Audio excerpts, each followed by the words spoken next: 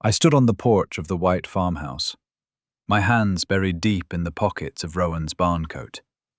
The fabric still carried the faint scent of him, motor oil, hay dust, and something I couldn't name, but would recognize anywhere.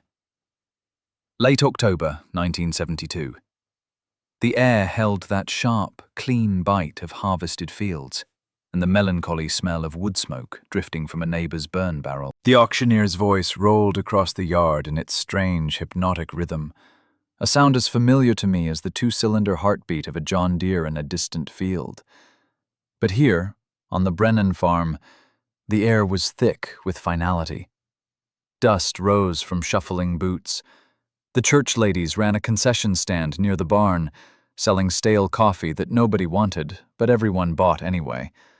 I could smell the cold, metallic tang of machinery sitting idle for what would be the last time. The second tractor, an old Alice Chalmers WD-45 that Rowan had always planned to restore.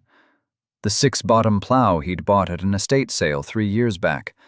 Too big for our land, but the price had been right. The grain drill with wooden seed boxes that his father had used. Things a man collects when he thinks he has all the time in the world. 6 weeks. That's how long Rowan had been gone. A heart attack had taken him right off the seat of the farmall while he was raking hay. One moment he was there, the next he wasn't. The community did what small communities do, brought casseroles, offered prayers, and the men had finished Rowan's haying without being asked. But now the casseroles were gone, and the reality of a farm without its farmer had settled in like frost that wouldn't lift.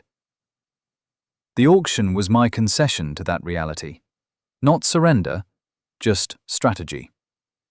I watched as a cluster of men gathered around Rowan's prized Lincoln stick welder. Their hands, scarred and stained with years of grease, ran over the cool red paint like they were touching something sacred. They spoke in low tones about the man who had owned it, not about amperage or duty cycle. One of them, old Henrik from down the road, shook his head slowly. Rowan Brennan could lay a bead so pretty you'd think a machine did it. The others nodded. I felt something hard and tight form in my throat. This wasn't just selling iron. This was dismantling a life, piece by piece, under the watchful, pitying eyes of everyone I'd ever known. A cloud of dust announced the arrival of a gleaming Ford F250. It pulled in with an arrogance the Brennan farm had never known, its chrome bumper catching the pale autumn sun like a mirror. Dalton Ashford stepped out, leaving the driver's door ajar. He was a big man, his frame straining the seams of a new denim jacket. He surveyed the scene with the sharp, calculating gaze of a man who smelled opportunity in other people's grief. Dalton had inherited his father's 160 acres 5 years back and had been on a tear ever since.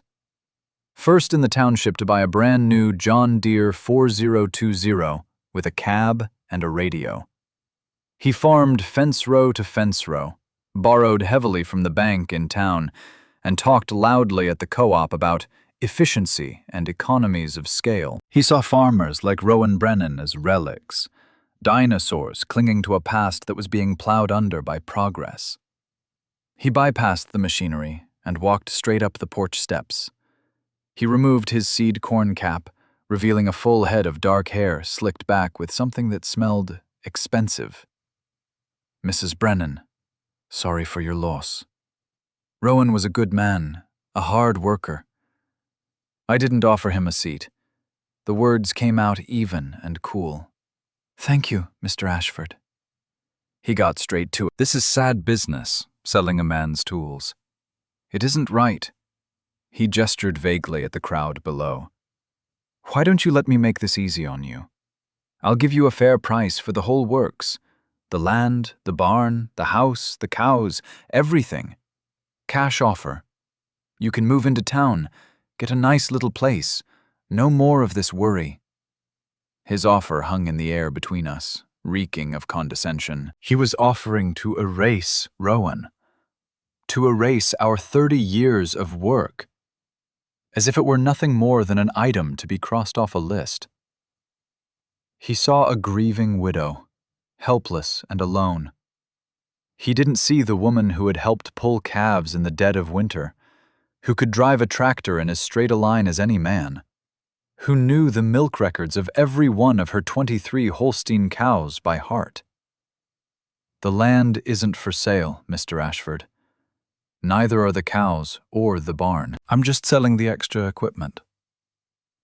His face registered surprise before smoothing into a patronizing smile. Now, Mrs. Brennan, be realistic. A woman can't run a dairy by herself. It's too much. The milking, the feeding, the field work. It'll break you. I'm offering you a clean slate. A way out. I felt something cold and sharp settle into my spine. I'm not looking for a way out. The auction is for the items listed. If you'd like to bid, you're welcome to. Otherwise, I have things to attend to. I turned and walked back into the house.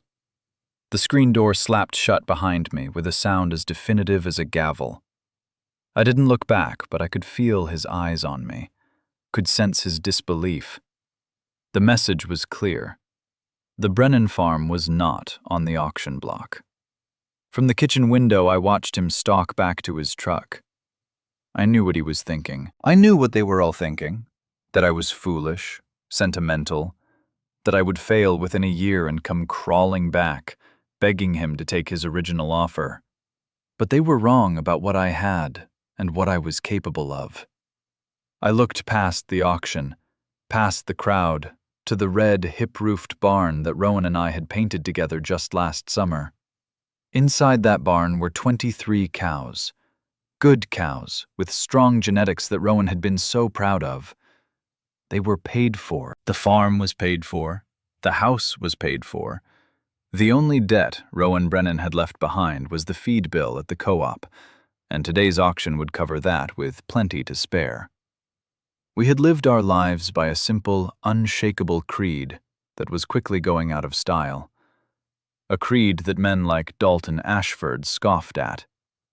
If you can't pay cash for it, you don't need it. To them, debt was a tool, leverage to get bigger, faster. To me, it was a chain. And I was determined to remain free. The scent of cinnamon and coffee from the pot on the stove steadied my nerves. The auctioneer's call for the WD-45 started up outside. The bidding was slow. It didn't matter. I had drawn my line in the dirt. My fight had just begun. After the last buyer drove away and the dust settled, I walked out to Rowan's workshop. It was a small, heated room he'd built off the side of the machine shed, insulated well enough to work in during winter. His tools hung in perfect order on a pegboard wall, their outlines traced in black marker. Wrenches, sockets, pliers, gauges, a lifetime of fixing things. I'd avoided this space since his death. The air in here still felt too much like him.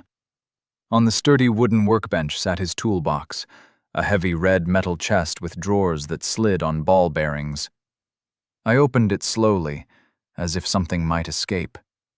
Screwdrivers organized by size, a collection of Allen wrenches, rolls of electrical tape, and there, tucked beneath a tray of socket extensions, a leather-bound journal I'd never seen before. My hands trembled as I lifted it out.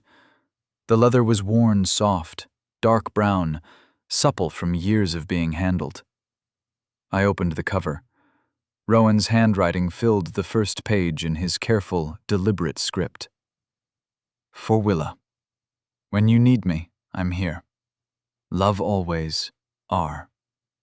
The workshop blurred.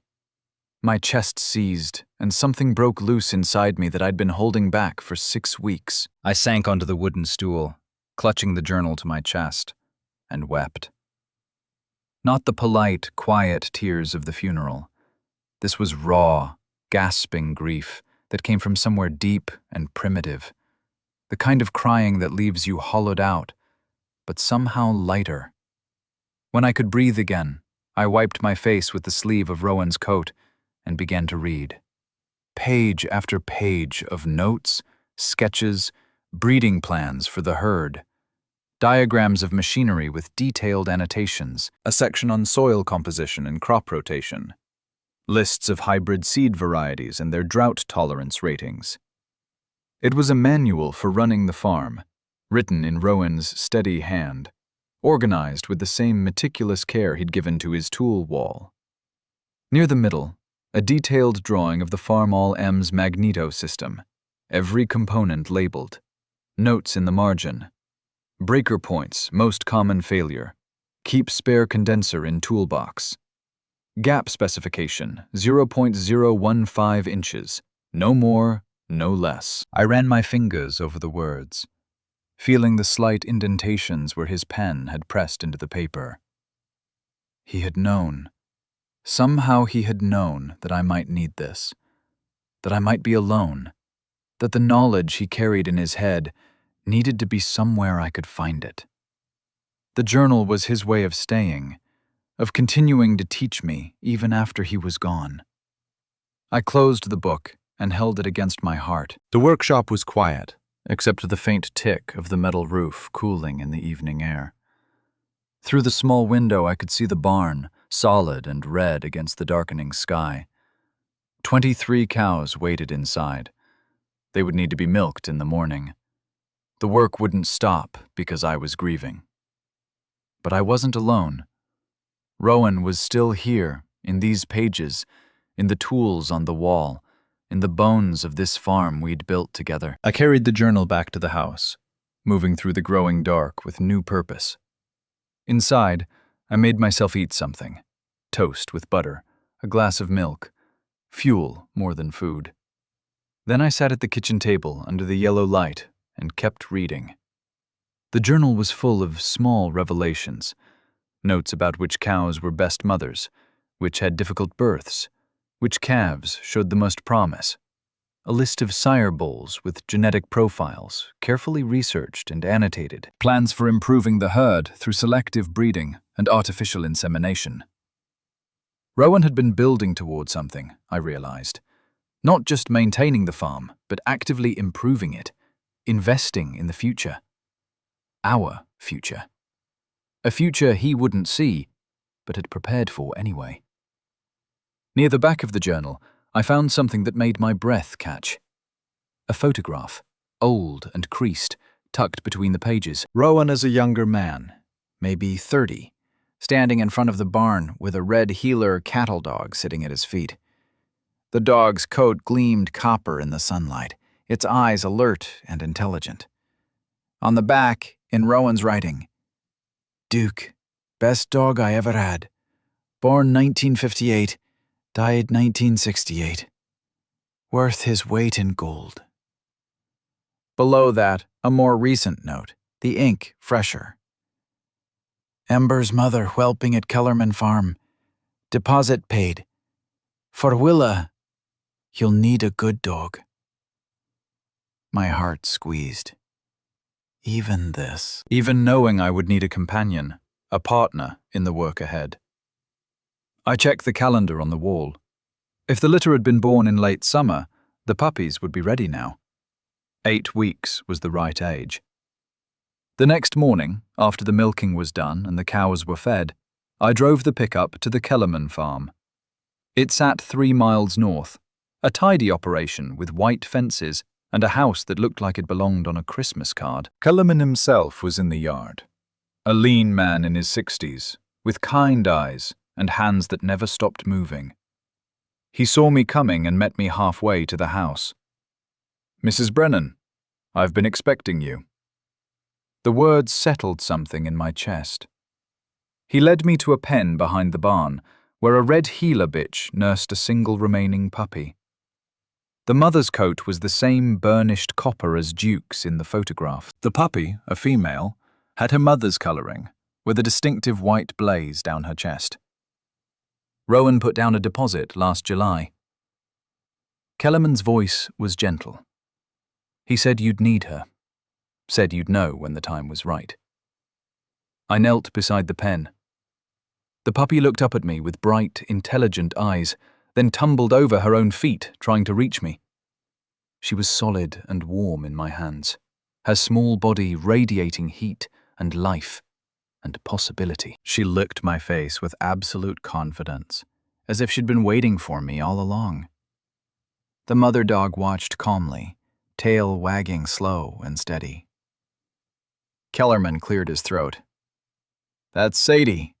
Best working dog I've ever seen. This pup's got her temperament. Smart, loyal, won't quit on you." Something broke open in my chest. The same raw place that had cracked in the workshop. Rowan had known. Of course he'd known. He'd planned for this. Planned for me. Thought about what I would need when he was gone. The puppy squirmed in my arms, trying to get closer, and I held her tight as tears slid hot and fast down my face. Kellerman looked away politely, giving me the moment. When I could speak again, my voice came out rough. "What do I owe you?" He shook his head. "Rowan paid in full. She's yours." I held the puppy against my chest, feeling her heart beat fast and strong. "What's her name?" "That's up to you, ma'am." I looked at her coat, the color of embers in a dying fire, warm and alive with hidden heat. Ember. Her name is Ember. Kellerman smiled. "That's a good name, a working name." Ember rode home in the passenger seat of the pickup, her small body pressed against my leg, already claiming her place. By the time we pulled into the farmyard, she was asleep, her breathing deep and even. I carried her into the house and set her down gently on an old blanket near the wood stove. She woke long enough to sniff her new surroundings, then curled into a tight ball and went back to sleep. I stood watching her for a long moment, this small creature that Rowan had chosen for me, and felt something shift in the architecture of my grief. I wasn't just surviving. I was being prepared, equipped, given tools and companions for the work ahead. Rowan's love hadn't ended with his death. It had just changed form. The first real test came in January. Wisconsin winter settled in hard and mean, the kind of cold that made your lungs ache and your bones feel brittle. The temperature dropped to 15 below zero and stayed there for days. Snow piled in drifts against the north side of the barn, so high I had to shovel a tunnel just to get the door open for morning milking. It was on one of those bitter mornings, the air so frigid it hurt to breathe, that the Farmall M chose to die. The old tractor was the heart of the operation. It ran the manure spreader, hauled hay bales from the loft, and powered the silo unloader. It wasn't powerful or fancy, but it was honest, reliable. And now it sat silent in the barn, cold iron refusing to wake. I climbed onto the seat, my breath coming out in clouds that froze in the air. I pulled the choke and hit the starter. The engine turned over, slow and protesting, but it wouldn't catch, not even a sputter. I tried again. The starter groaned. Nothing. Panic, cold and sharp, pricked at the back of my neck. A broken tractor in January was more than an inconvenience. It was a crisis. The cows were waiting for their morning feed, shifting impatiently in their stanchions, their breath hanging in clouds around their heads. Without the tractor, I couldn't get feed to them, couldn't clean the barn, couldn't function. Calling a mechanic from town would cost a fortune and take days I didn't have. My savings account held $847, not enough for much of a cushion. Every dollar mattered. I sat there on the cold metal seat, hands shaking, and felt the weight of it all pressing down. This was the moment everyone had predicted. The moment I would have to admit I couldn't do this alone, couldn't handle the farm, couldn't survive without selling out. This was where I was supposed to fail. Ember, now 4 months old and already showing her working instincts, sat on the barn floor beside the tractor. Her tail was level, her ears forward, watching me with those bright, knowing eyes. She didn't look worried. She looked patient, like she was waiting for me to figure something out. I thought of Rowan. I could almost hear his voice, calm and steady as always. Just take it one step at a time, Willa. Think it through. I climbed down from the seat and went back to the house for the journal. Ember followed, her nails clicking on the frozen concrete. Inside, I found the page with the magnetodiagram. I read it 3 times, studying the drawing, absorbing the notes. Then I went to Rowan's workshop. The space was cold, but the tools were there, hanging in their precise outlines. I found what I needed: a 1/2-inch wrench, a screwdriver, a set of feeler gauges, a small file. The manual for the farmhouse sat on a shelf, its pages soft as cloth, stained with the grease of Rowan's fingerprints. I carried it all back to the barn. Ember had taken up position on my feet, her warm body pressed against my boots. I could feel her heat even through the leather. It was a small comfort, but it steadied me. I started with the basics. Fuel first. I unscrewed the cap and peered in with a flashlight. The tank was half full. I checked the sediment bowl beneath it. The glass was clean, the gasoline clear and bright. Not a fuel problem. That left spark. I pulled the wire off the number 1 spark plug, held the metal end a 1/4 inch from the engine block, and cranked the starter. No blue arc jumped the gap. Nothing. The magneto, then. Just like the journal had predicted, the Farmall M didn't have a modern distributor and coil system. It had a self-contained International Harvester H4 magneto, a complex little assembly of gears, magnets, and points that generated its own spark. When it worked, it was reliable as an anvil. When it failed, it was a mystery to most people. I stared at the red cast-iron housing bolted to the side of the engine block. In that moment, it might as well have been alien technology. But the journal was open on the tractor seat, Rowan's diagram clear and detailed, and his words were there in the margin, written just for me. Trust yourself. The 2 bolts holding the magneto were frozen tight, seized by years of heat and rust and Wisconsin weather. I put all my weight into the wrench. My knuckles went white. The metal bit into my palm. And then, with a sharp crack that echoed in the barn, the bolt broke free. I removed the magneto carefully, its weight cold and solid in my hands, and carried it to the workshop like I was carrying something sacred. Under the bright work light, I unscrewed the cap and looked inside. The components were small and intricate. I found the breaker points Rowan had written about. They were supposed to have a tiny gap between them, opening and closing as the engine turned. These were pitted and blackened, fused together with carbon buildup. No wonder there was no spark. The manual showed how to clean and reset them in an emergency. I didn't have new points, and the parts store in town was 20 miles away, through snow-packed roads. But I had Rowan's tools and his instructions. I took a small ignition file from the toolbox and worked at the surfaces of the points, filing carefully until they were smooth and shiny. Then I found the feeler gauge. The gap specification was 0.015 inches. I slid the thin metal blade between the points and adjusted them until the gauge slid through with just a slight drag. Reassembly was harder than taking it apart.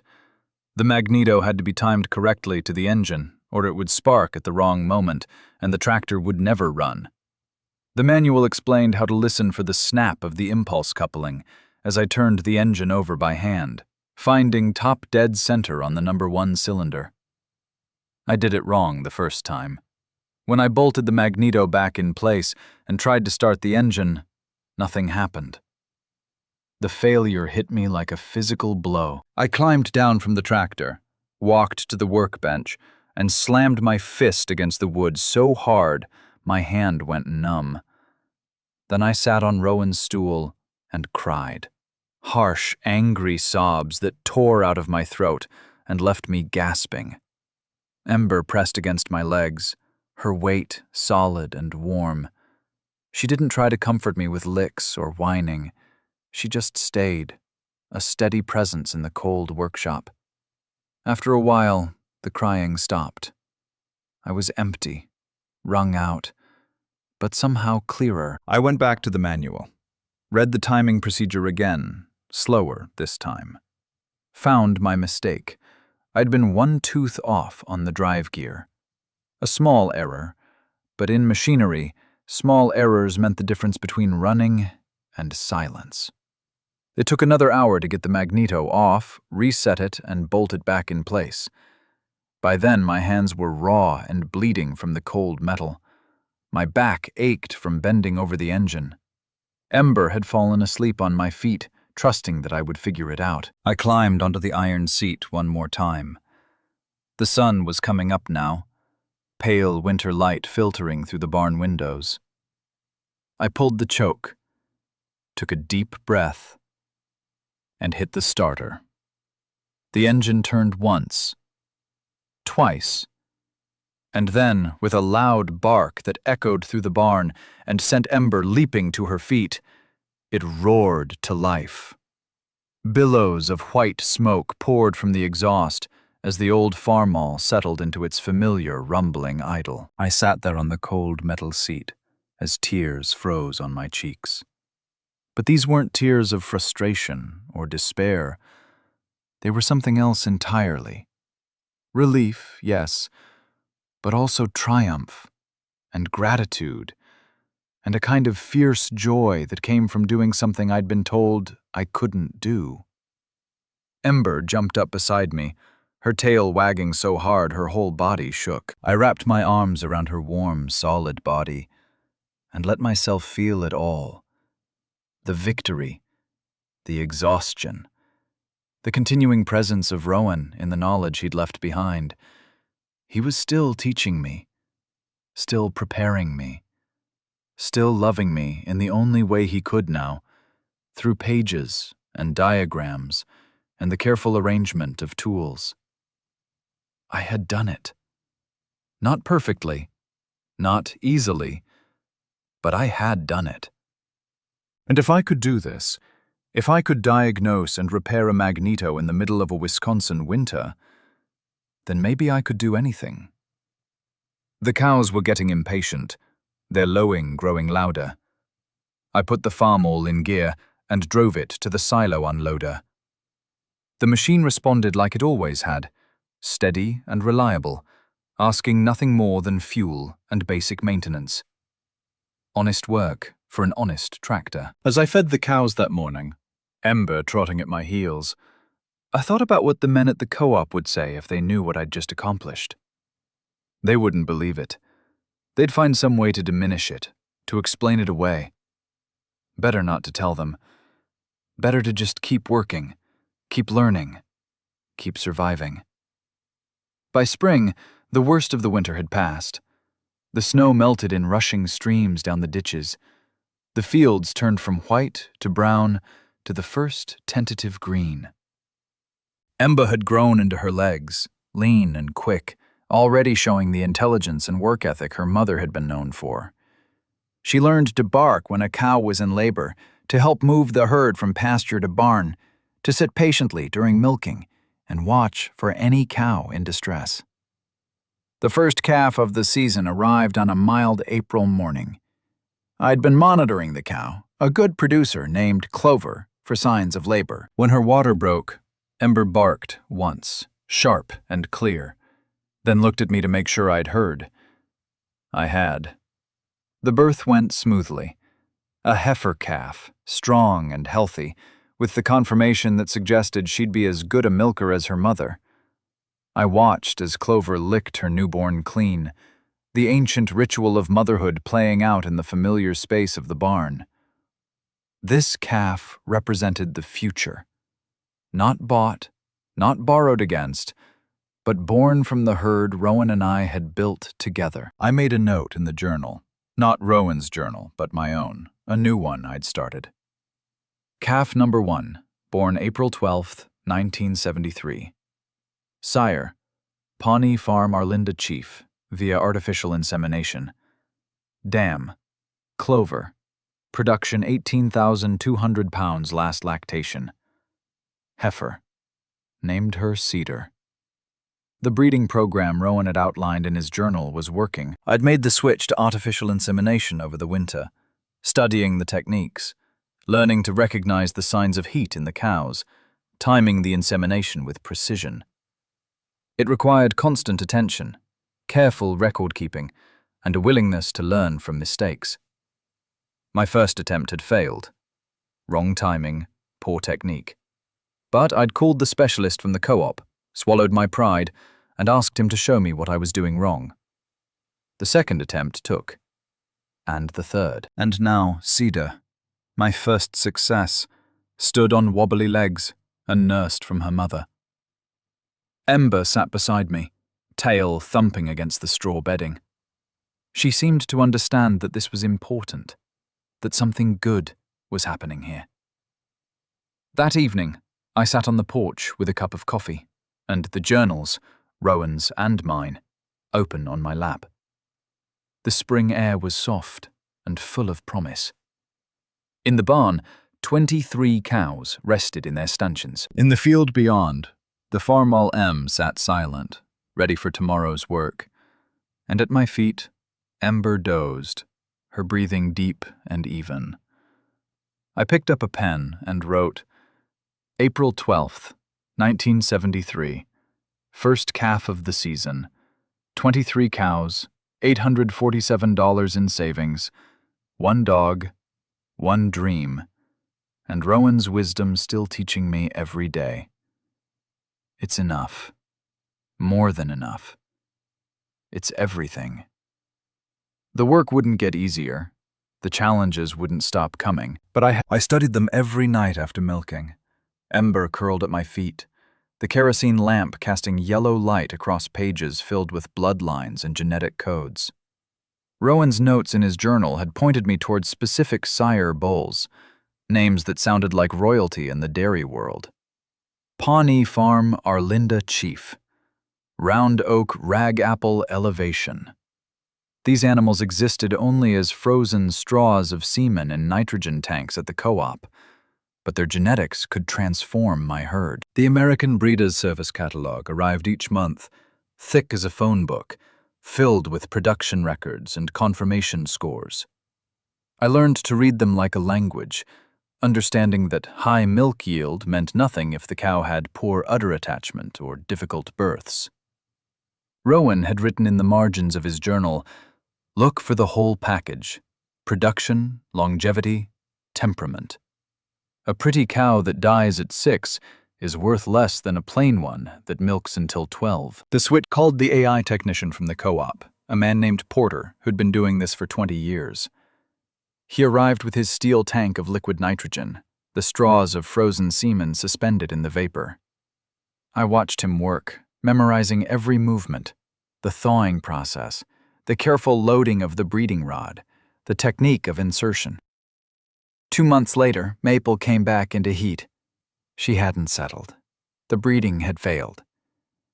Porter was kind about it when I called him back. These things happen, Mrs. Brennan. Timing is everything. You were probably 6 hours too late. Try watching for the standing heat next time, when she'll let other cows mount her, and she doesn't move. That's your window. I felt the failure like a weight in my chest. Every missed breeding was money wasted, time lost, genetic improvement delayed. But I called him back for the next cow, watched even more carefully, asked more questions. This time, I caught the signs earlier. The cow settled.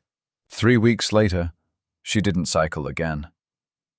9 months after that, she delivered a heifer calf with the conformation and pedigree that would eventually make her one of my best producers.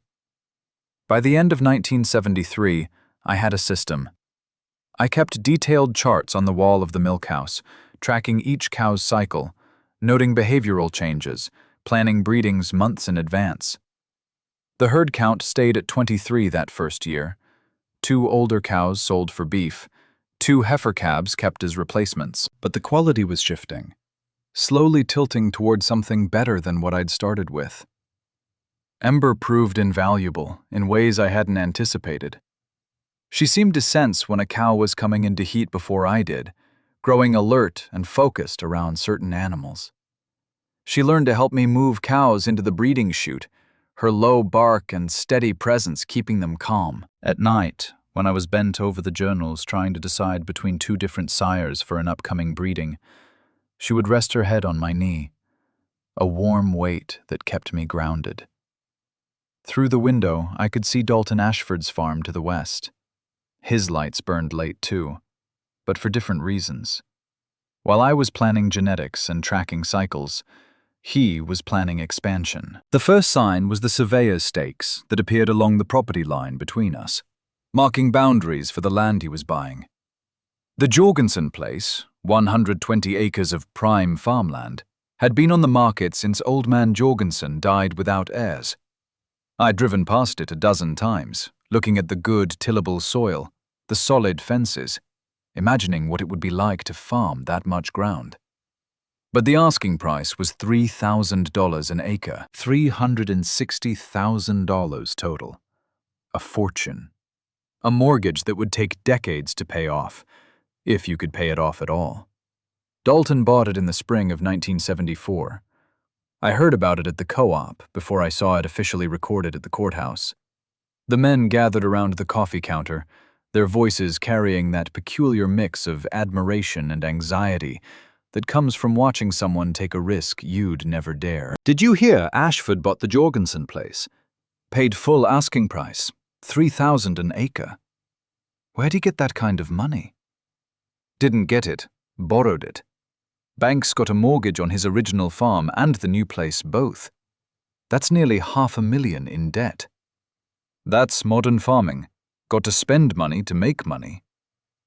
They shook their heads, unable to decide if Dalton was brilliantly ambitious or dangerously reckless. When I walked past with my order of mineral supplement and calf starter, their conversation faltered.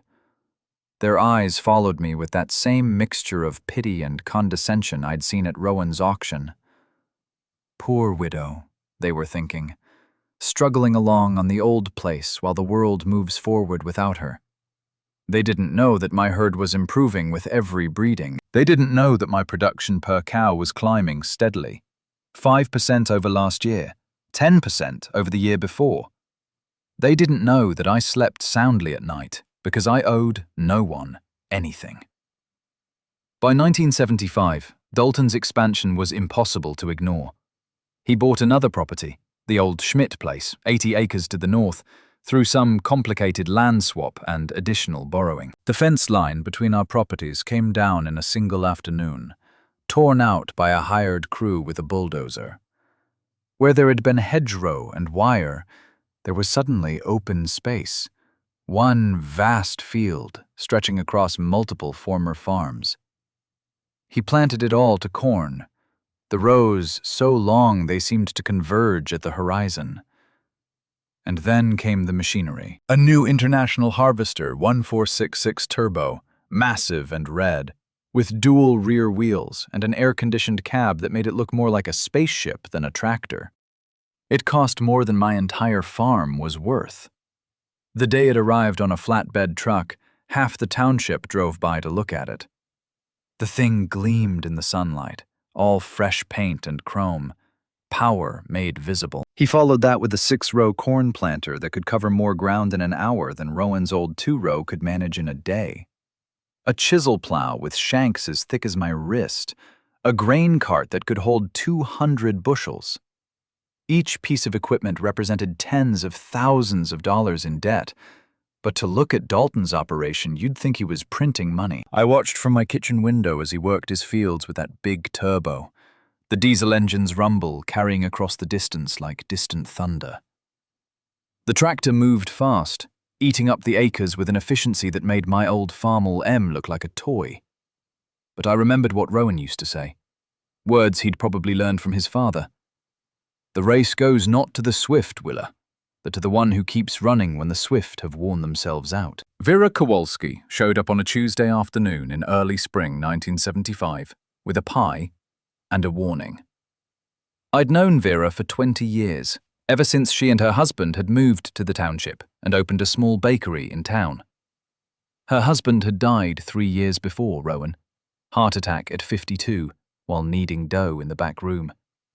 She'd kept the bakery going, working hours that would have broken most people, and somehow remained the warmest person I knew. She set the pie on my kitchen table, apple still warm from the oven.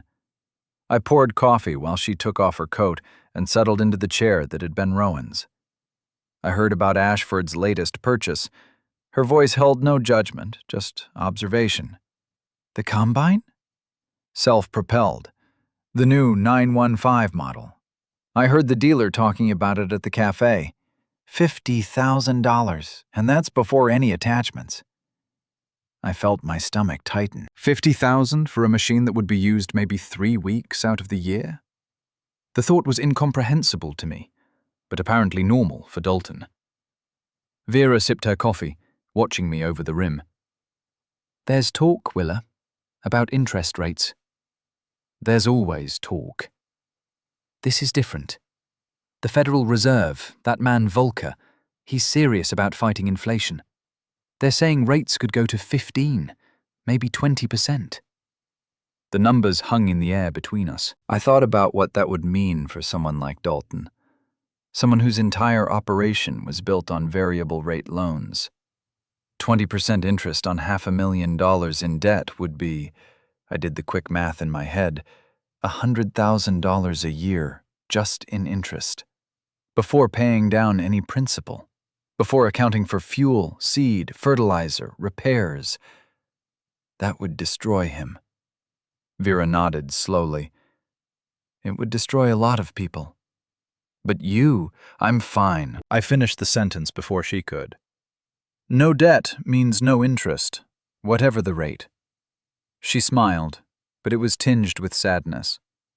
Sometimes I think you and I are the last of a dying breed. The world wants us to grow or die. There's no room anymore for people who just want to do good work and sleep sound at night. Then the world's mistaken about what matters. She cut into the pie, serving us both generous slices. We ate in comfortable silence, the kind that comes from years of friendship and shared understanding. When she left, she hugged me tight at the door. You're doing it right, Willa. Don't let anyone tell you different.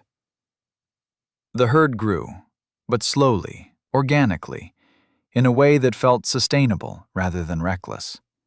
By the spring of 1976, I had 28 cows in milk and 6 heifers coming up on breeding age. Each animal had a name, a history, a place in the genetic puzzle I was piecing together. Maple's daughter, the one from that successful second breeding, was now Willow. She'd inherited her mother's milk production, but with better udder attachment, exactly what I'd been selecting for. I invested the increased milk checks back into the farm, but carefully, thoughtfully. $800 for new vacuum lines in the barn, replacing the old system that had been losing pressure and making milking take longer than it should. $1,200 for a concrete pad in the barnyard, keeping the cows out of the mud during wet seasons.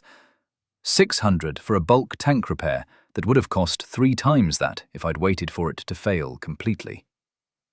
These weren't glamorous purchases. No one drove by to look at new vacuum lines. But they were the investments that mattered, the things that made the work easier and the animals healthier and the profit margins better. One afternoon in late summer, I was up in the barn loft moving hay bales to access the ones at the back. Ember was with me, as she always was, nosing around in corners and investigating spider webs. She barked once, sharp and insistent, then pawed at something on the floor beneath a loose board. I knelt beside her, working the board free. Underneath was a metal box, rusty at the edges but intact. Inside were papers, carefully folded and preserved. I carried the box down into the light. Registration certificates for the herd, some of them going back 30 years. Pedigrees showing bloodlines I'd only guessed at. And there, at the bottom, certificates for 3 cows that traced their lineage back to some of the most prestigious herds in the state. Rowan had never mentioned it, had never made a show of the quality beneath the plain exteriors of our Holsteins. I sat on a hay bale, papers spread across my lap, and understood something I'd suspected, but never confirmed. Rowan had been building toward this all along. The careful breeding decisions, the selections based on genetics rather than just production numbers. He'd had a plan. Our herd wasn't just 23 random dairy cows. It was a foundation, carefully chosen and improved over decades, positioned to become something exceptional. The realization settled in my chest like a warm stone. I wasn't just maintaining what Rowan had left, I was continuing his work, carrying forward a project he'd started long before his death. Every breeding decision I made was building on his foundation, adding my own layer to a structure we were creating together across time. Ember nuzzled my hand, her brown eyes bright and knowing. I scratched behind her ears, feeling the solid warmth of her skull beneath my fingers. He was smarter than anyone gave him credit for. The words came out quiet, meant for the dog, but also for the barn itself, for the memory of the man who'd built all of this, with patience and vision. The men at the co-op didn't change their assessment of my operation. When I came in for supplies or to arrange AI services, their conversations still held that note of condescension. They saw my old equipment, my modest scale, and assumed struggle. What they didn't see was the steady climb in production, the improving quality of each generation, the milk checks that grew incrementally but reliably. One day in early 1977, I was at the feed mill when I overheard two farmers talking by the loading dock. "How's the Brennan widow making it?" "Far as I can tell, she's hanging on. Still running the old farm all, still milking the same number of cows. It's a shame. Rowan had a decent operation. She's just letting it coast." I stood there with my order form, invisible to them, and felt a peculiar satisfaction. Let them think I was coasting. Let them believe I was frozen in time while men like Dalton raced ahead. Their pity was irrelevant. Their assessment meant nothing. The only metrics that mattered were the ones in my records: production per cow, conception rates, cull rates, profit margins. And by every measure that actually counted, I was succeeding. That fall, the radio began carrying stories that made Vera's warning feel prescient. The economy was overheating, inflation climbing toward double digits. President Carter appeared on television talking about malaise and sacrifice. And Paul Volcker, the new Federal Reserve chairman, made it clear he intended to break inflation's back, whatever the cost. I started asking questions. At the bank, when I went in to make a deposit, I caught Mr. Halstead during a quiet moment. If interest rates went to 20%, what would happen to people with large variable rate loans? He looked tired, older than his 60 years. "They'd be in serious trouble, Mrs. Brennan. Their payments would double, maybe triple. Most farm operations can't absorb that kind of increase." Could they refinance? Lock in a lower rate? Not if land values are falling. And if rates go that high, land values will fall. Hard. Banks won't lend against devalued collateral. The pieces were falling into place.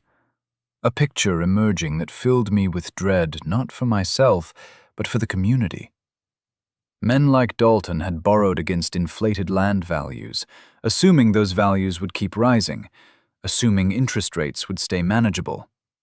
If both those assumptions failed at once, it would be a bloodbath. Halstead's voice was barely above a whisper. "And there's nothing any of us can do to stop it. The forces are too big." I thanked him and left, carrying that knowledge like a stone in my pocket. That evening, I pulled out Rowan's journal and turned to the pages I hadn't looked at in months, the ones near the end. There, in his careful script, were words I'd read before but hadn't fully absorbed. I read them again now, slowly, letting each sentence sink in. "Willa, if times get hard, and they will someday, Remember this: quality over quantity. No debt over growth. The herd will carry you through anything if you've built it right. Don't chase what other men chase. Chase soundness. Chase honesty. Trust the cows. Trust yourself. I built this farm to last, not to impress. You'll understand why when everyone else's empires turn to sand. All my love, R. I sat at the kitchen table, the journal open before me, and felt the full weight of what he'd given me. Not just land and livestock, but wisdom, philosophy, a framework for survival that went deeper than balance sheets and production records. He'd known, somehow, that the world would push me toward growth and debt and risk, and he'd left me these words, this anchor, to hold me steady when that pressure came. Ember was 3.5 years old now, her movements confident and practiced. She rested her head on my knee, that familiar weight, and I stroked her soft ears while tears ran hot and silent down my face. Not tears of grief this time, but something else. Gratitude, maybe, or recognition. The sense that I was not alone, had never been alone, would never be alone as long as I had these words and this farm and this knowledge that love doesn't end, it just changes shape. I'm listening, Rowan. My voice was steady despite the tears. I understand now. I've always understood, but I really feel it tonight. You built this to outlast the storms, and I'll keep it that way. The winter of 1977 came hard and left slowly. When it finally released its grip, there were new signs of stress rippling through the farming community. Diesel fuel prices had jumped again. Fertilizer costs were climbing. The profit margins that had seemed generous 3 years ago were evaporating, squeezed from both sides as input costs rose and commodity prices stayed flat. Dalton's operation looked unchanged from the outside. The big turbo still growled across his fields. The equipment still gleamed. The acres still produced. But I noticed small things. Repairs that should have been made weren't. A fence section that sagged without being fixed. The hired man who'd helped with field work was gone, leaving Dalton to work alone. In February 1978, on a morning so cold the air burned to breathe, I heard a sound that didn't belong, a high-pitched hydraulic whine from across the property line, followed by a metallic screech, then sudden silence. I walked to the barn door and looked west. Dalton's International 1466 sat motionless in the middle of his field, a dark stain spreading on the snow beneath it. I watched him climb down from the cab, a small figure against the vast white landscape. He kicked one of the massive dual tires, his frustration visible even from this distance. He was out there for an hour, in the bitter wind, before the dealer's service truck finally arrived. Even from my barn, I could see the mechanic shaking his head, hear the faint sound of their voices carrying across the frozen air. The truck didn't carry parts. The repair couldn't be made in the field. They'd have to haul the tractor to the shop. The township's informal network of gossip worked faster than telephones. By the next day, I knew what had happened. The torque amplifier had failed. A complex planetary gearsat that allowed shifting between high and low ranges. It was a common problem on those big IH tractors, and it was expensive to fix. Engine-splitting work. $5,000 minimum, more if other damage had occurred. $5,000 for a machine that was financed, that Dalton needed to get his spring field work done, that represented everything his operation depended on. I saw him at the feed store 3 days later, arguing in a low, tense voice with the manager near the counter. The words line of credit and final notice carried across the space. When he noticed me watching, his face hardened into something that looked like shame mixed with anger. He turned his back deliberately, shutting me out. The story spread quickly because failure always does. Ashford couldn't come up with the repair money. The tractor was sitting at the dealer's lot. Work halted, interest accumulating on the note while the machine sat idle. Spring planting was 6 weeks away. Without his main tractor, he couldn't do tillage, couldn't prepare the fields, couldn't meet the schedule that farming demanded. I felt no satisfaction in his trouble, no sense of vindication. What I felt was sadness, and underneath that, a thread of fear. If this could happen to Dalton, with all his land and equipment and economies of scale, what did it mean for the farming community as a whole? We were all vulnerable, just in different ways. His vulnerability was debt. Mine was isolation. Both could break you if the conditions turned wrong. That spring came late and wet. When the fields finally dried enough to work, I was out early with the Farmall M, pulling the 2-bottom plough. It was slow work, the kind that takes patience and the willingness to accept your limitations. I wasn't covering acres fast, but I was covering them reliably, steadily, with equipment I owned outright and could fix myself if it broke. Across the fence line, Dalton's fields lay untouched. The corn stubble from last year's harvest stood in broken rows, weeds already beginning to sprout between them. His big chisel plough sat rusting beside the barn, useless without the tractor to pull it. I learned later that he'd rented a smaller tractor from a neighbor, something old and underpowered, trying to get by until he could scrape together the repair money. But by then it was too late for proper tillage. He did what he could with what he had, planting into inadequately prepared soil, fighting the calendar and the weather, and the weight of all that debt pressing down on him. Summer arrived with a vengeance. The sky turned hard and blue, cloudless day after day, the sun beating down with an intensity that made the air shimmer. By mid-June, the drought was undeniable. Rain that should have fallen every week or so simply stopped. The forecast called for heat and more heat. High-pressure systems stalled over the Midwest like they'd forgotten how to move. My corn, planted in varieties Rowan had selected for resilience rather than maximum yield, curled its leaves during the hottest part of the day to conserve moisture. The stalks were a dusty pale green, stressed but surviving. They wouldn't produce record yields, but they'd produce something. Dalton's corn told a different story. He'd planted the newest hybrids, varieties engineered for maximum production under ideal conditions. They needed regular rain, needed consistent moisture, needed the kind of summer that showed up on paper but rarely in reality. By July, his fields looked sick. The lower leaves were yellowing and dying. The stalks grew brittle weeks before they should have, the plants cannibalizing themselves trying to survive. He ran irrigation rigs pumping from the creek that separated our properties, huge machines that threw water in massive arcs across the fields. The creek, which had flowed steadily every year of my life, shrank to a muddy trickle by August. Still, the rain held off. I watched from my kitchen window as desperation became visible in the landscape. This wasn't just a bad year.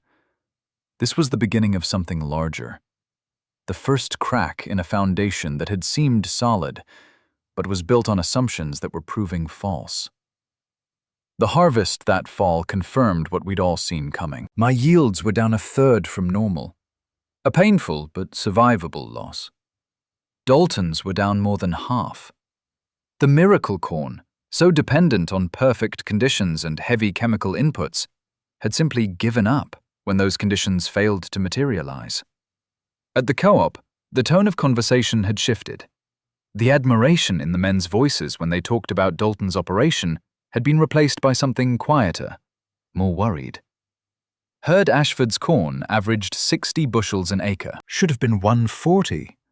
That's catastrophic. Price isn't bad, though. $1.50 a bushel. Doesn't matter if you don't have bushels to sell. And he's got loan payments based on projected yields that didn't happen. They shook their heads, suddenly aware that the game they'd all been playing had rules that could change without warning. I bought my mineral supplement and left without adding to the conversation. What was there to say? The future they'd been so confident about was crumbling, and they were only beginning to understand how far the fall might be. That winter was quiet, in a way that felt ominous. The snow fell, the temperatures dropped, and across the township, farmers sat at kitchen tables doing math that wouldn't work no matter how many times they tried it. I knew because I saw it in their faces at church, heard it in the careful way they talked about next year, as if speaking too confidently might jinx whatever slim chances they had left. My own accounting was simpler. 33 cows now, production averaging 19,000 pounds per cow, well above county averages. Milk prices were holding steady. My costs were the lowest in the township because I had no interest payments, no equipment loans, no pressure to maintain an appearance of success. The money I earned was actually mine, and I was saving it in a simple account at the credit union, watching the balance grow with the patience of someone who understood that wealth isn't what you spend, it's what you keep. Ember was 5.5 years old now, her joints occasionally stiff on cold mornings, but her mind was still sharp. She'd become such a part of the operation that I couldn't imagine working without her. When I moved cows, she was there. When I needed to bring a heifer in from pasture, she knew before I asked. We'd developed a language without words, a partnership built on years of shared work. One evening in late winter, I sat at the table with both journals open, Rowan's and mine. His pages were yellowed now, softened by handling. Mine were filling up, a record of decisions made and lessons learned, and slow, steady progress. I read back through my entries, seeing patterns I hadn't noticed while living through them. The herd was better every year. The margins were improving. The foundation Rowan had built was proving sound. Outside, the snow reflected moonlight bright enough to read by. The barn was dark, the cows settled for the night. Ember lay at my feet, her breathing deep and even. And I felt, for the first time since Rowan died, something approaching peace. Not happiness exactly, but a profound sense of rightness. I was where I was supposed to be, doing what I was supposed to do, building what was meant to be built. The work would continue. The challenges would keep coming. But I had everything I needed to face them. Knowledge passed down, animals carefully improved, land honestly tended, and a freedom that came from owing nothing to anyone. In a world racing toward catastrophe, I'd chosen to stand still. And standing still, I'd discovered, was its own kind of victory. By late summer 1978, I had 35 cows in milk. The savings account at the credit union held $38,000. Ember was 6 years old now, her muzzle beginning to grey, but her eyes still sharp and knowing. The old farmall M ran as reliably as ever, asking nothing more than regular maintenance and honest work. And across the fence line, Dalton Ashford's fields stood silent, waiting for a storm that was already building on the horizon. The radio brought the news in September, delivered in the measured tones of economists who understood numbers, but not lives. The Federal Reserve had raised interest rates to 15%. Prime lending was at 16% and climbing. Agricultural loans, most of them tied to variable rates, were adjusting upward in real time. Monthly payments doubling for farmers who'd borrowed against land they thought would always be worth more tomorrow than it was today. The dominoes began to fall. Land values, inflated by easy credit and optimistic projections, started to collapse.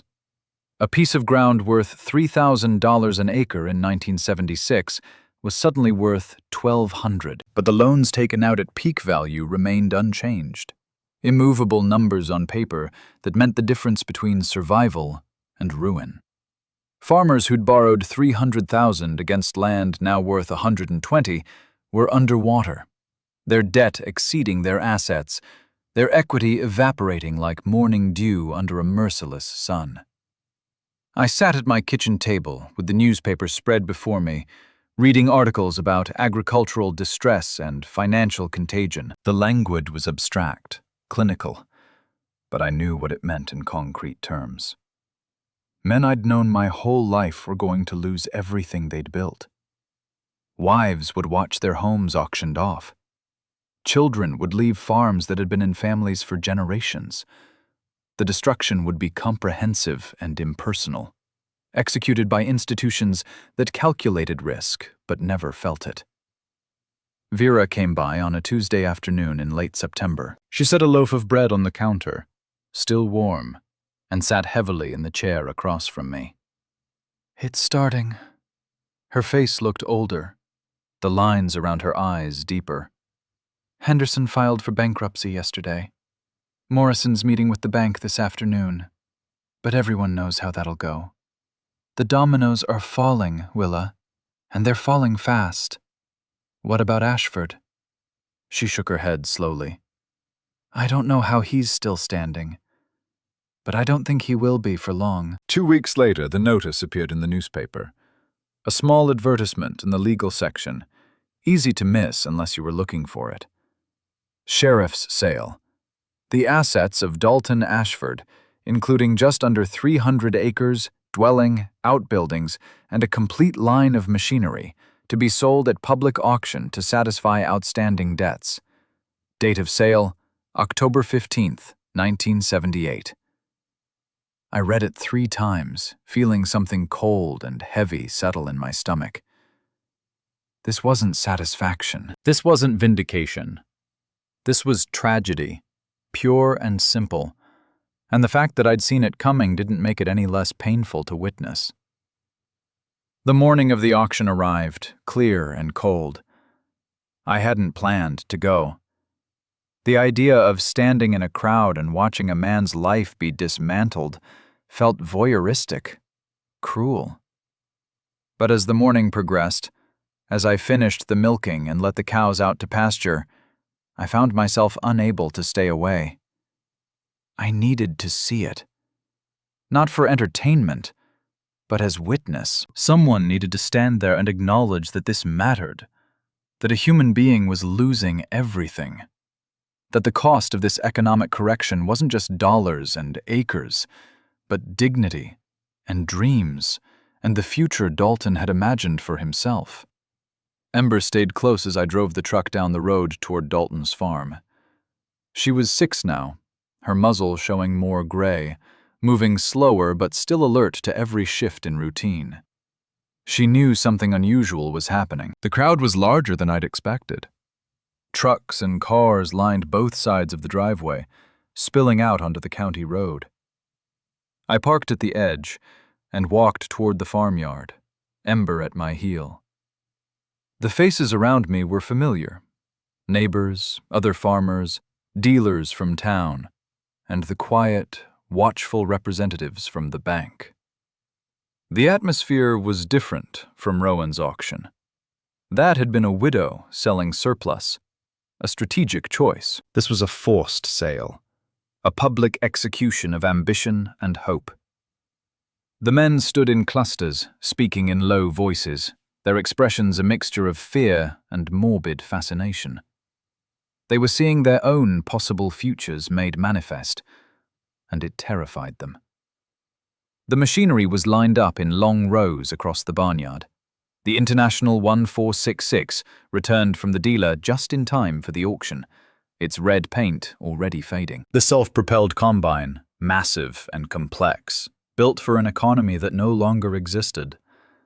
The 6-row planter, the chisel plow with shanks thick as fence posts, the grain cart that could hold 200 bushels, all of it arranged like exhibits in a museum of failed dreams. Dalton stood near the house with his wife. I'd seen her at church, but never really looked at her before. She was thin, pale, her eyes hollow with an exhaustion that went deeper than lack of sleep. They both looked diminished somehow, as if the process of losing everything had physically shrunk them. His arrogance was completely gone, replaced by a hollowed-out expression that was painful to see. The auctioneer began his chant, but the usual energy was missing from his voice. He knew, as everyone did, that the only real bidder was the bank. They were here to buy back assets at a fraction of their value, to salvage what they could from a loan gone catastrophically wrong. Local farmers, struggling with their own survival, had no money to spend. The equipment was too big, too expensive to operate, too tied to an economic model that was collapsing in real time. I watched as a man in a suit, someone from the regional bank office I didn't recognize, bought back the 1466 for $11,000. Dalton had paid $40,000 for it. The gavel fell with a sound like a bone breaking. I saw Dalton's face register the blow, a flicker of pain so raw it made me look away. The auction moved methodically through the large equipment. Prices were a fraction of purchase value, sometimes a tenth. Equity that had seemed real on paper dissolved into the autumn air, leaving nothing but debt and loss. The crowd grew quieter as the afternoon progressed, each falling gavel a reminder of how quickly prosperity could turn to ruin. I wandered toward the back of the equipment rows, past the expensive machines that were attracting attention, to a forgotten corner where smaller, older items sat ignored. And there, tucked behind a grain wagon, was something that made my breath catch. An Alice Chalmers WD-45. Old, rusty, one rear tire completely flat. The engine was covered in dust and grease, the paint oxidized to a dull orange. It was the same tractor I'd sold at Rowan's auction 6 years ago. Dalton must have bought it then, probably thinking he'd use it for odd jobs or fix it up someday. But he'd never gotten around to it, and it had sat in the corner of his machinery shed, gathering rust and regret. It was Rowan's tractor. Not just the same model, but the actual machine. I recognized a dent in the hood, a repair patch on the fender that Rowan had welded himself. This piece of iron had history, memory. It had plowed our fields and hauled our hay and been part of the fabric of our life together. The auctioneer finally reached it, his voice tired and perfunctory. "What am I bid for this old Alice? Who'll give me $100? Silence. The crowd had no interest in obsolete machinery. $50? $100. My voice carried across the sudden quiet. Heads turned. The auctioneer looked surprised but recovered quickly. "I have 100 from Mrs. Brennan. Do I hear 125? No one spoke. The banker wasn't interested in junk. The other farmers were too broke or too proud to bid on something so clearly worthless by modern standards. "Sold." The gavel pointed at me. $100 to Willa Brennan. I paid the clerk in cash from my purse, counting out 5 20s with hands that were steadier than I felt. I didn't buy it to gloat or make a point. I bought it because I understood something that Dalton, in all his ambition, had forgotten. Value isn't measured in horsepower, or price tags, or how new something is. Value is measured in utility, in reliability, in the honest relationship between a tool and the person who uses it. That old, simple tractor, a machine I could diagnose and repair myself with basic tools, was worth more in this new reality than all of Dalton's complex, debt-ridden equipment combined. As I walked back to my truck, Ember trotting beside me, I saw Dalton watching from beside the house. Our eyes met across the distance. His face showed no anger, just a kind of bewildered shame. I nodded once, acknowledgement without judgment, then kept walking. The week after the auction felt like the quiet after a storm. Dalton's farmhouse stood empty, a "for sale by bank" sign driven into the frozen front yard. The fields lay fallow, brown and silent under gray October skies. The community was still reeling, still processing what they'd witnessed, still wondering who would be next. On a Thursday afternoon, I was in the barn fixing a gate latch when I heard a vehicle in the driveway. I looked out to see Mr. Halstead's sedan, him emerging with a folder under his arm. He'd aged noticeably in the past year. His shoulders slumped under the weight of all the bad loans on his books. Ember barked once, alert but not aggressive. I walked out to meet him. "Mrs. Brennan." He shifted his weight, uncomfortable. "Could we talk for a few minutes?"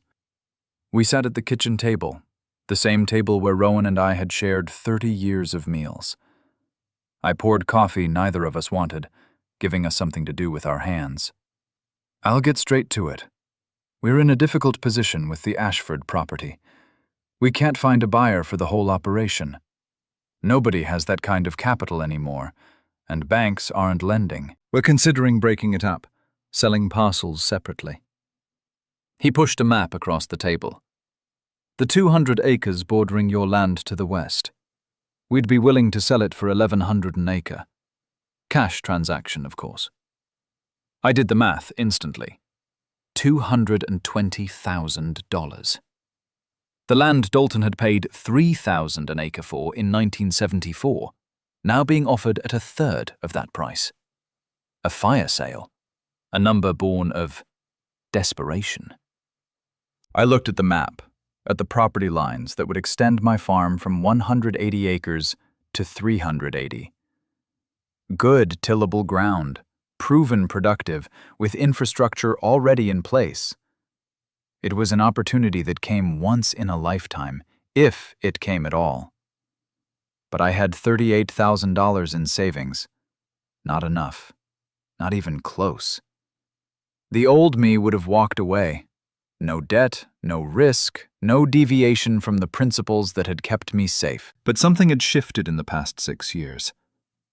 I'd learned that there was a difference between foolish debt and strategic investment, between leverage that enslaved you and calculated risk that expanded what you could build.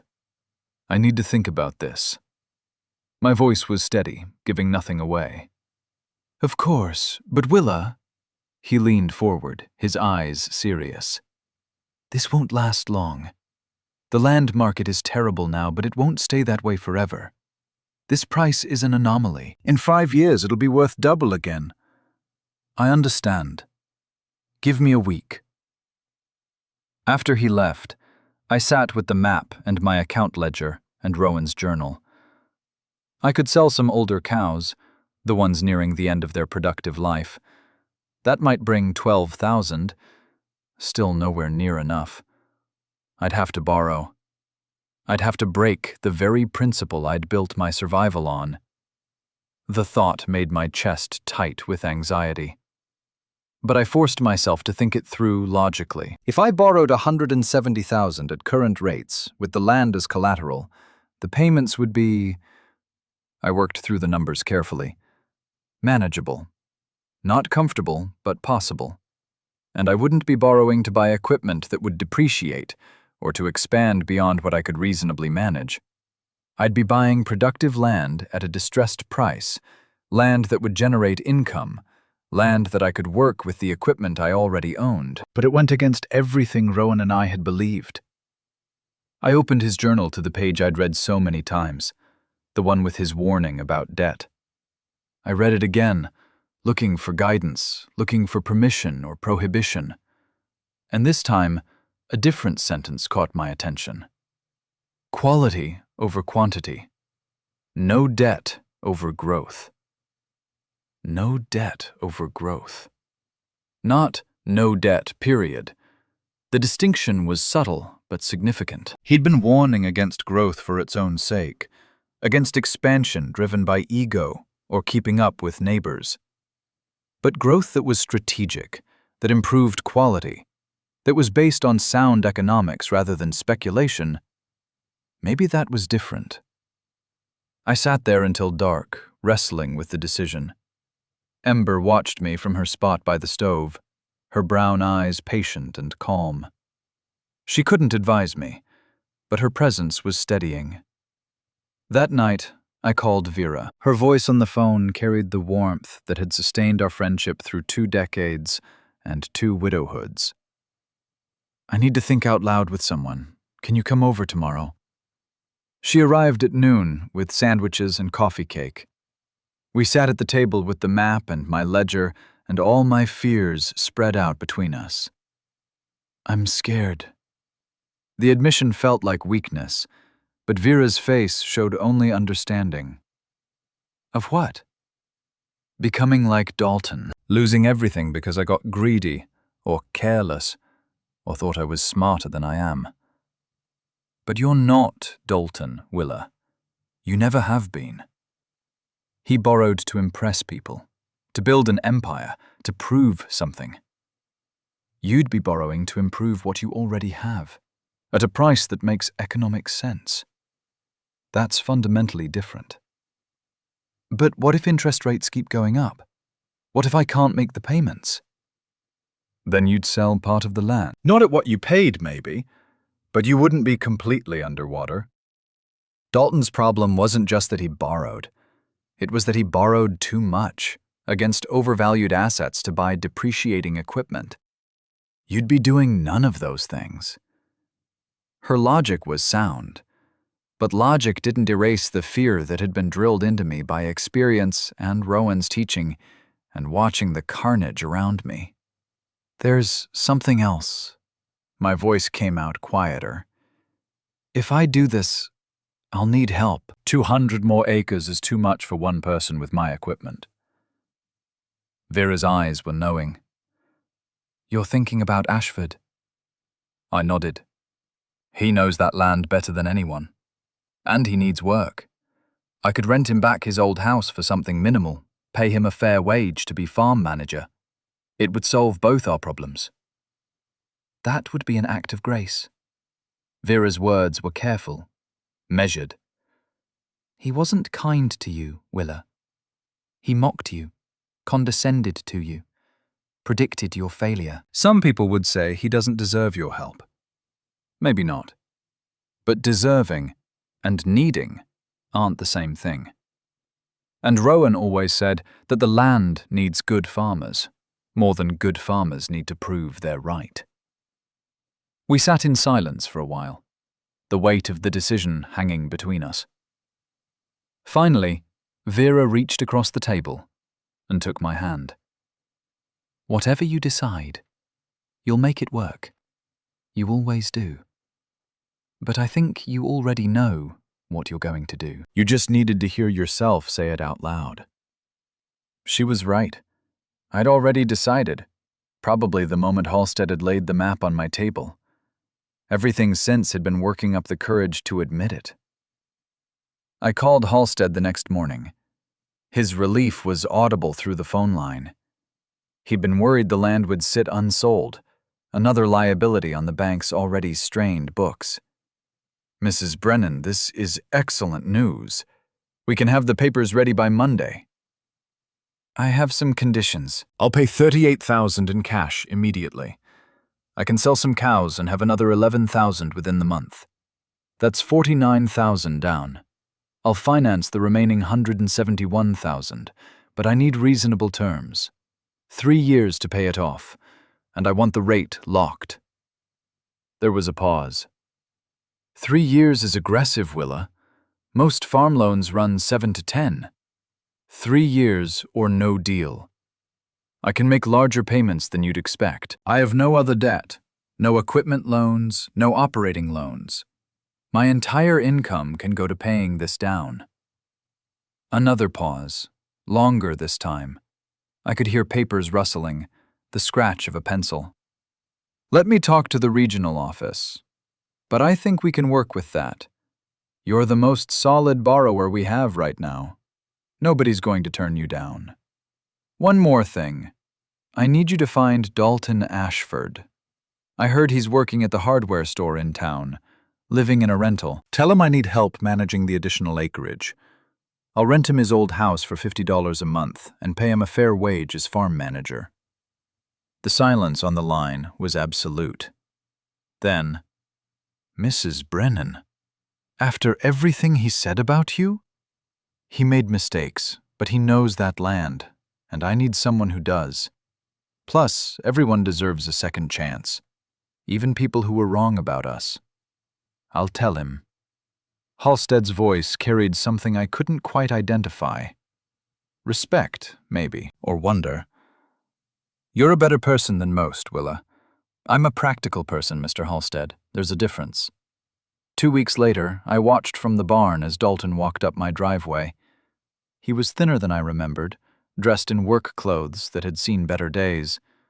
The confidence that had once defined him was gone, replaced by a hesitation that made him look smaller somehow, diminished. Ember stood beside me, her tail still, watchful. I'd hauled the old Alice Chalmers home and had it parked in the machine shed. I was working on the engine, had it partially disassembled on the workbench, when Dalton found me. He stood in the doorway, unable to meet my eyes. "Mr. Halstead told me about your offer." His voice was rough, unpracticed, like he'd forgotten how to talk to people as anything other than a supplicant. I wiped grease from a valve cover with a rag, giving him time. "There's too much work here for one person. You need employment. The land needs someone who understands it. It's just practical." The silence stretched. Ember sat at my feet, her weight against my legs, a familiar comfort. I kept working, giving Dalton the space to process, to accept, to move past whatever pride was still making this difficult. "I told you that you couldn't do it."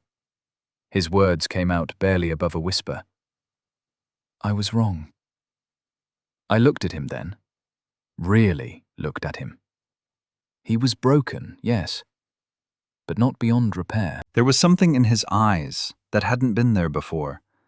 Humility, maybe, or the kind of wisdom that only comes from losing everything and having to rebuild from nothing. "You weren't completely wrong.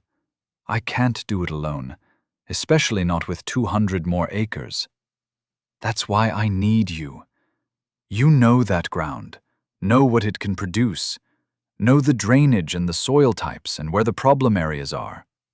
I need that knowledge." His eyes finally met mine, and I saw tears there, barely held back. "Thank you, Mrs. Brennan. I won't disappoint you. The work starts Monday. And Dalton," my voice was firm but not unkind, "I'm not doing this to save you. I'm doing this because it makes sense for the farm. You'll earn what I pay you. It won't be charity." "I understand." His shoulders straightened slightly, some small piece of dignity restored. "I'll work hard. You have my word." After he left, I sat on Rowan's work stool with Ember's head on my knee. The decision was made, the path chosen. I'd broken my own rule about debt, but I'd done it with my eyes open, with a plan, with a fundamental understanding of what I was risking and why. This wasn't Dalton's kind of gambling. This was calculated investment in the continuation of what Rowan had started. The work of fall progressed. Dalton moved back into his old house, paying his $50 a month in cash, arriving each morning at dawn to help with whatever needed doing. Our relationship was formal, professional. We weren't friends, but we were partners in the work, united by the demands of the land and the livestock and the changing seasons. October turned to November. The air grew sharp with the promise of winter. Radio forecasts called for an early storm, something significant building in the north. I prepared the way I always did. Hay brought close to the barn, generator fueled and tested, cows brought in early. But this year felt different. The forecasters kept revising their predictions upward. 6 inches of snow became 12, became 18. Temperature forecasts dropped from 20 degrees to 0 to 10 below. Dalton helped me check every system, making sure everything was secure. The barn doors were tight, the feed bunks full, the water system protected from freezing. His experience showed in the efficiency of his movements, the way he anticipated problems before they developed. "This is going to be bad." He stood beside me, looking at the northern sky where clouds were building like a wall. I've never seen them this worried on the radio. The barn will hold. It always has. He looked at me, something unreadable in his expression. I hope you're right. The storm hit on a Tuesday night. The first snowflakes came down soft and gentle, deceptive in their innocence. Within an hour, the wind picked up, and within 2 hours, it was screaming. I'd been through Wisconsin blizzards before, had weathered storms that buried fences and closed roads for days, but this was different. This was violence made meteorological, nature's fury given physical form. The wind hit 70 miles an hour, driving snow horizontal across the fields. The temperature plummeted to 30 below zero, with the wind chill factored in. The world became a howling white void, visibility reduced to nothing. The sound like a freight train that never passed, just kept coming and coming and coming. I was in the barn with Dalton and Ember when the worst of it hit. The cows were inside, safe and calm despite the chaos beyond the walls. The old Farmall M ran the generator, its steady diesel heartbeat providing power for lights and the milking system. The barn's orientation, the way Rowan had positioned it to break the prevailing winds, was proving its worth. We could feel the building flex under the pressure, but it held. Dalton sat on a hay bale, his face drawn with exhaustion. Inside this old barn, with wind trying to tear the roof off, I have to say something. You don't have to say anything. I do. He looked at me directly. I spent 5 years mocking this place. Called it outdated, inefficient, too small to matter. I built my operation to be everything this wasn't. Big, modern, impressive. And you know what? That fancy barn I built, with its automated feeding systems and computer controls? The power's out over there. My backup generator failed last month, and I couldn't afford to fix it. If I still had cows there, they'd be dying right now. The words hung in the cold air between us. Ember lay across my feet, her warmth a comfort through my boots. Rowan built this barn to last. I kept my voice level, factual, not to impress anyone, just to do its job. Simple, honest construction. That's what I never understood. Dalton's laugh was bitter. I thought complicated meant better. Thought bigger meant more successful. But all that complexity just meant more things to break, more money to maintain, more vulnerability. This barn, this plain, simple barn, it's going to outlast everything I built, because it was built with wisdom instead of ego. Before I could respond, my emergency radio crackled. The one Dalton and I had arranged earlier in case either of us needed help during the storm. His voice came through, thin with static and panic.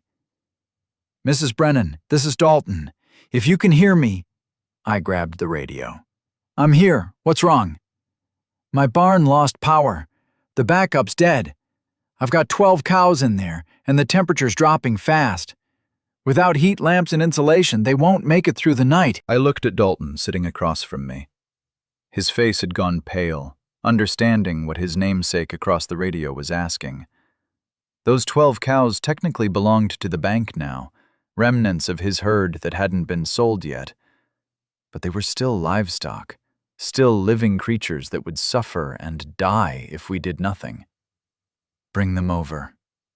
The decision was instant, instinctive. There's room here, there's warmth. The radio crackled. "You'd do that? After..." "They're cows, Dalton. They don't deserve to die because of our human mistakes. Bring them through the barn door on the east side. We'll make room." Getting 12 cows through a blizzard was the kind of task that seemed impossible until you simply started doing it. Dalton on the radio rounded them up, pushing them out into the screaming wind. Dalton in my barn and I worked to create space, shifting our cows tighter in their stanchions, opening up an entire section. And Ember, brave, loyal Ember, went out into the storm to help guide the disoriented animals toward shelter. I could barely see her in the whiteout, just a dark shape moving with purpose through the chaos. She barked commands the cows somehow understood, her presence steady and directional when everything else was confusion.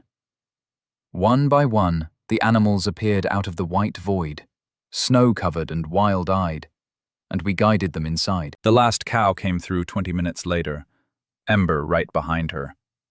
The dog's coat was thick with ice, her breathing labored from exertion and cold.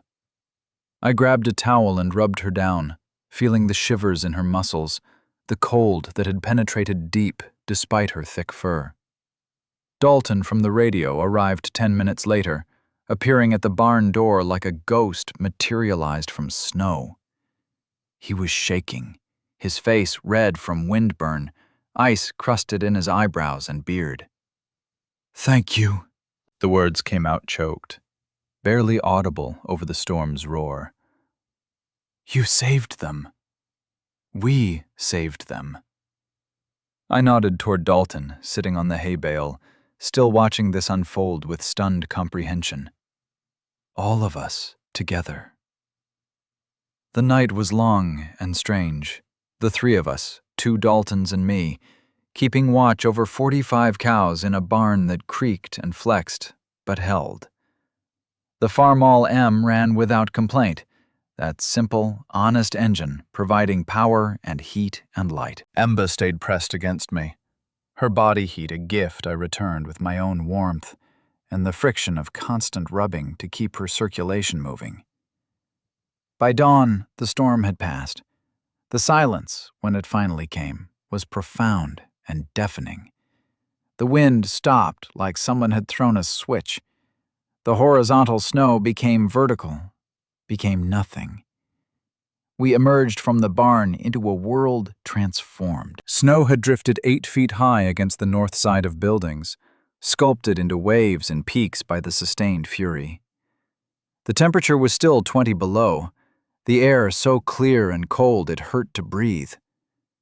But the cows were alive. All 45 of them, standing in warm stalls, chewing cud, their breath rising in clouds of steam. Neighbors started emerging mid-morning, digging out, assessing damage. 2 farms had lost livestock. One had lost an entire barn, the roof torn off and scattered across 3 counties. Dalton's new barn, the one he'd built with borrowed money and modern techniques, had sustained structural damage. One wall buckled inward from the pressure.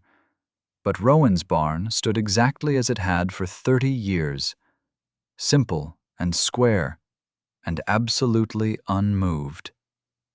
Word spread quickly in the way it does in small communities. People drove by slowly, looking at the old red barn with new respect. Some stopped to ask how we'd managed, what our secret was. I gave them the truth Rowan had given me. No secret, just solid construction and honest materials, and building for function instead of appearance. Dalton Ashford, the one who'd been my enemy 6 years ago, helped me with the afternoon milking.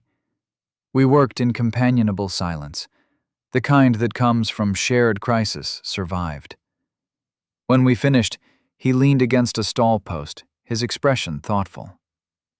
"I owe you everything. Not just for today, but for all of it. The job, the house, the second chance. You're earning what I pay you. There's no debt in honest work." Still, he looked at the cows, at the barn, at the solid proof of everything he'd been wrong about. I spent so much time thinking bigger was better, newer was smarter. I missed the whole point. Which is that the land doesn't care about impressive. It only cares about honest. And the only wealth that matters is the kind you can keep when everything else falls apart. His words settled into the space between us, a kind of acknowledgement and apology and understanding all wrapped into one. I didn't need him to say more. The fact that he understood was enough. The weeks after the storm passed in a blur of work and recovery. I sold 5 older cows for good prices, their value increased by the overall livestock losses in the region. The money went straight to the bank, an early payment on the land loan. I was ahead of schedule, building equity faster than projected. By late November, the farm had settled into a new rhythm. 35 cows in milk, all of them my own breeding, genetics improving with every generation. 200 more acres under my control, managed by a man who'd learned humility the hard way. A mortgage that was manageable, even comfortable, because it was based on realistic projections rather than optimistic fantasy. Ember was 6 years old now, her joints occasionally stiff, her muzzle graying more noticeably. But her mind was sharp, her loyalty absolute. She still followed me through the work, still barked when a cow was in labor, still pressed against my legs when I sat down to rest. One evening in late November, I sat on the porch despite the cold. The sunset painted the western sky in shades of orange and gold, the light catching the red barn and turning it incandescent. Ember sat beside me, her breathing deep and even, her warmth a comfort against the chill. I'd brought Rowan's journal out with me, a ritual I'd maintained through all these years. I opened it to the back pages, to the entries I'd read 100 times. But this time, something caught my attention. A slight gap between 2 pages, as if something had been inserted there and removed. I held the journal up to the fading light and saw what I'd missed before. Another page, glued carefully to the binding, camouflaged against the leather. I worked it free gently, my heart beginning to race. It was a single sheet of paper, folded once, covered in Rowan's handwriting. The date at the top was October 18th, 1972, the day before he died. My dearest Willa, if you're reading this, then my heart finally gave out like I've known it would. Don't be angry that I didn't tell you. There was nothing to be done, and I didn't want our last months together overshadowed by death. I wanted to give you time to simply love you without the weight of knowing. I've felt it getting worse these past weeks, the tightness in my chest, the exhaustion that won't lift. I know the end is coming, so I'm writing this while I still can. Don't sell the farm. I know the pressure will be enormous, everyone telling you to let it go, to take the easy way. But you're stronger than you know, Willa. Stronger than I was, in ways that matter more than physical strength. Everything you need is in this journal. The technical knowledge, the breeding plans, the wisdom I learned from my father and grandfather. But more than that, I'm leaving you Ember. She'll love you the way I can't anymore, with loyalty that doesn't end. The world will tell you to grow or die. Don't listen. Build on quality, not quantity. Stay out of debt unless the investment makes absolute sense. Trust the cows. They've carried our family through every crisis for 3 generations, and they'll carry you through what's coming. I built this farm to outlast the storms, Willa. Not to impress anyone, not to compete with neighbors, but to provide honest shelter and honest work and honest reward. It's not big, it's not fancy, but it's sound. And sound is what survives when everything else washes away. I wish I could stay longer. I wish I could see what you'll build on this foundation. But I have to trust that I've prepared you, that my love continues in these pages and in the bones of this place, and in the loyal dog who'll walk beside you. All my love, forever and always. You are my greatest work, Willa. Not this farm, not the herd, but you, the woman you've become, the strength you don't yet know you have. I'm not leaving you alone. I'm just changing how I'm present. Trust yourself. Trust the wisdom we built together. And when you doubt, remember, I never did. Not once. Not ever. Yours, Rowan. The tears came hot and fast, freezing on my cheeks in the November cold. Ember whined softly and licked at my hands, her brown eyes reflecting the last of the sunset. I held the letter against my chest and let myself break open with grief and gratitude and the overwhelming sense that I had never been alone, would never be alone. Because love doesn't end when breathing stops. Rowan had known. He'd known he was dying, and instead of collapsing into fear or bitterness, he'd spent his final days preparing me. Not just with tools and knowledge, but with this, the absolute certainty that I was capable, that I was strong, that his faith in me was unshakable. I sat there until the stars came out, until the cold penetrated deep and Ember began to shiver. Then I stood, folded the letter carefully, and placed it back in the journal. Dalton was walking back from the barn, his work done for the day. He saw me on the porch and raised a hand in farewell. I waved back, watching him disappear into his small house, a man rebuilding his life, one honest day's work at a time. The farm stretched around me, 380 acres now. Debt that was manageable, livestock that carried the genetics of careful improvement across multiple generations. The farm-all M sat in the barn, waiting for tomorrow's work. The old Alice Chalmers rested in the machine shed, rescued and honored, and ready to serve again. This was my legacy. Not the size of the operation or the value of the land, but the freedom that came from building on solid foundations. The wisdom that comes from understanding that wealth isn't what you spend to impress others. It's what remains when the storms have passed, and the simple, honest things are all that's left standing. I looked at the barn, at the red paint glowing in the starlight, and felt something settle in my chest. A peace that went deeper than contentment. A rightness that transcended circumstance. Rowan had given me the tools. I'd built the life, and what we'd created together, across time, across death, across every challenge that had tried to break us, was something that would outlast us both. Not because it was big or impressive, but because it was true. Love, I'd learned, isn't protecting someone from hardship. It's trusting them to survive it. And Rowan's trust, his absolute faith in my capability, had been the greatest gift he could have given me. Greater than land or livestock, or even the years we'd shared. He'd believed I could do this. And in believing, he'd made it possible.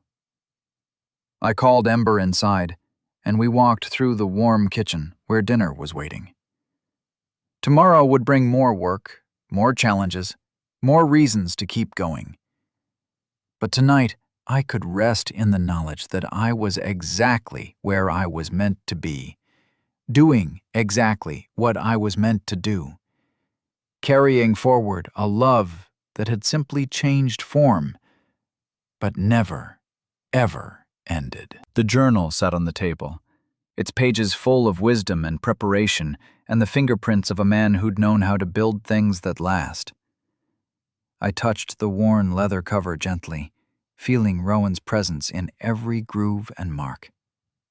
Thank you. The words were a whisper, meant for him, for the night, for the life we'd built together, and the one I was building still. Thank you for trusting me, for preparing me, for loving me enough to let me prove you right. Outside, the November stars burned cold and bright above the farm that had survived everything thrown at it. Inside, Ember settled by the stove with a contented sigh, and somewhere in between, in the space where memory and present moment overlap, I felt Rowan's hand on my shoulder, steady and sure, guiding me forward into whatever came next.